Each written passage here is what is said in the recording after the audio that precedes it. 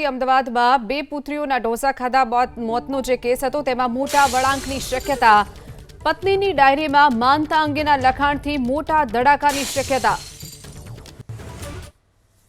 જેની જાહેરાત છે એ વિમલકુમાર ગૌરીશંકર પ્રજાપતિ નાઓએ કરેલી હતી અને જેમાં તેઓની 5/4/2026ના રોજ તેમની જે 3 માસની જે ડોટર છે તેમજ 3 વર્ષની જે ડોટર છે એનું જે મૃત્યુ છે એ જે ઘનશ્યામ ડેરી આવેલી છે આઈઓસી રોડ ઉપર ત્યાંથી ખીરું ખાવાના કારણે થયેલ હોવાના આક્ષેપો તેમના દ્વારા કરવામાં આવેલી હતી અને જે બાબતે જાહેરાત લઈ અને તપાસ કરવામાં આવેલી.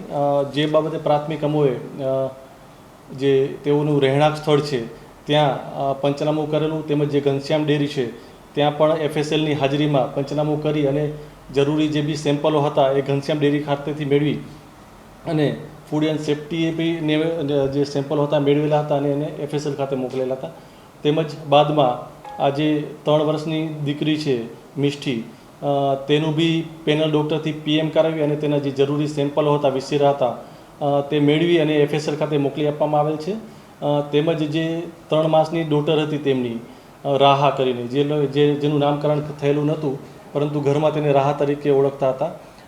તેની દફનવિધિ તેઓ 4 તારીખે મરણ થતાં જે ચાંદખેડા તળાવ છે સ્મશાન પાસે ત્યાં તેની દફનવિધિ કરેલી હતી. જેનું પણ એક્ઝિક્યુટિવ મેજિસ્ટ્રેટ તેમજ એફએસએલની હાજરીમાં તેને બહાર કાઢી અને તેનું પણ પેનલ ડૉક્ટરથી પીએમ કરી અને તેના જે વિસેરા છે એ એફએસએલ ખાતે મોકલી આપવામાં આવેલ છે. હજુ પણ તેના જે વિસેરાનું જે અહેવાલ છે એ આવવા ઉપર બાકી છે.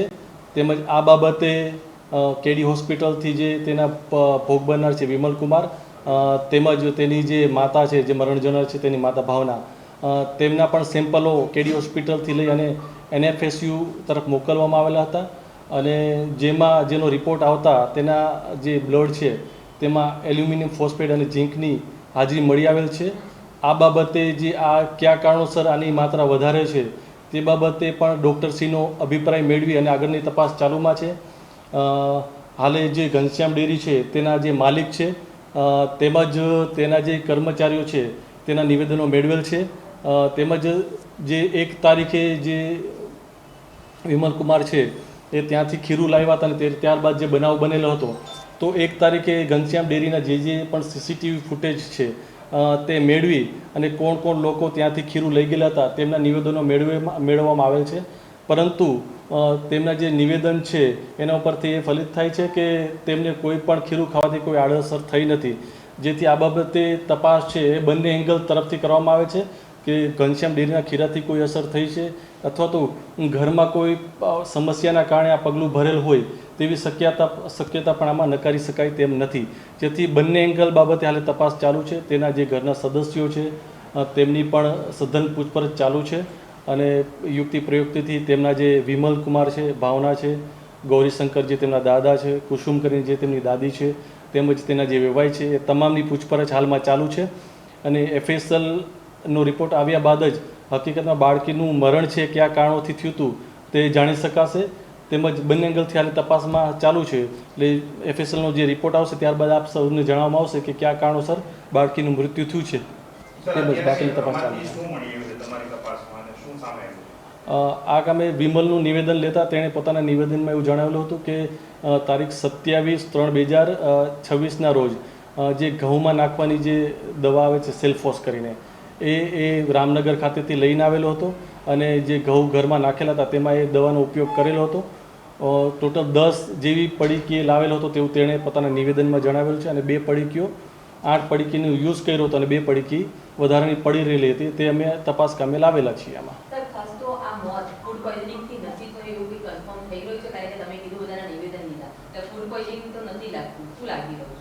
આમાં જ્યાર સુધી એફએસએલનો રિપોર્ટ આવશે ત્યારે જ કહી શકાશે કે મૃત્યુનું ચોક્કસ કારણ શું છે.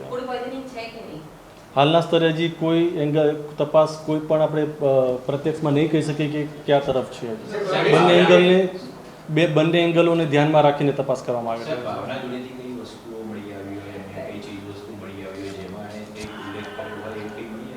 ભાવનાની ઘરે તપાસ કરતા ત્યાંથી એક ડાયરી મળી આવેલ છે જેમાં તેણે પુત્ર પ્રાપ્તિ માટેની જે પોતાની ઈચ્છાઓ છે એ લખેલી છે. એક પુત્રી તેને પોતાને ઓલરેડી હતી મિષ્ટી, અને બીજી દીકરીનો બી જન્મ થયો છે. એ પહેલાંની ડાયરી છે. એટલે તેમાં એ પોતે લખેલું છે કે ભાઈ મને જો પુત્ર પ્રાપ્તિ થશે તો હું પગે લાગવા જઈશ મંદિરે, એવી અપેક્ષાઓ એણે પોતાની ડાયરીમાં લખેલી છે.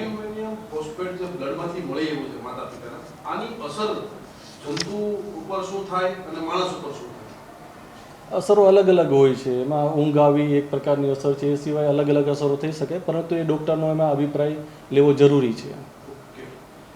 સાહેબ, આ જે ડાયરીમાં તેણે જે લખાણ લખ્યું હતું, માનતા રાખી હતી, એ રાહાના જન્મ પહેલાંની છે કે પછીની? એ જે માનતો હોય એ જન્મ પહેલાંની છે. જે પ્રેગ્નન્ટ હતી એ સમયની એને ડાયરીમાં લખેલી છે. સાહેબ, પતિ પત્નીની આપણે હોસ્પિટલ જઈને કેટલી વખત પૂછપરછ, એમાં શું કંઈ વિરોધાભાસ કેવું કંઈ સામે આવે?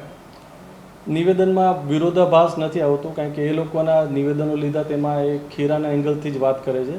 પરંતુ હાલની જે પરિસ્થિતિ છે એ પ્રમાણે એમની પણ શંકાના દાયરામાં રાખીને પૂછપરછ કરવામાં આવી રહી છે. સાહેબ, એક અનુપ સ્વામીજીનો પણ એંગલ આવે છે કે આ લોકો ત્યાં માનતા હતા, ત્યાં પોતે દાન આપેલું હતું ને જે દિવસે આ ખીરું લેવામાં આવ્યું તે દિવસે તે લોકો ત્યાં ઉજવણીમાં પણ ગયા હતા. ત્યાંથી પાછા આવ્યા અને ત્યાં કોઈ વાત થઈ હતી, દાદા દાદીની કાલ પૂછપરછ પણ કરવામાં આવી, એમાં કોઈ એંગલ મળ્યો છે? ત્યાંનું કોઈ એંગલ કે સીસીટીવી મળી આવે છે?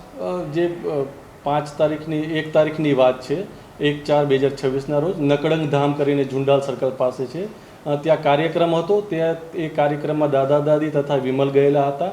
આ વાત સામે આવેલ છે, અને એમનું જે સામાજિક ફંક્શન હતું એમાં ગયેલા હતા ત્યારે.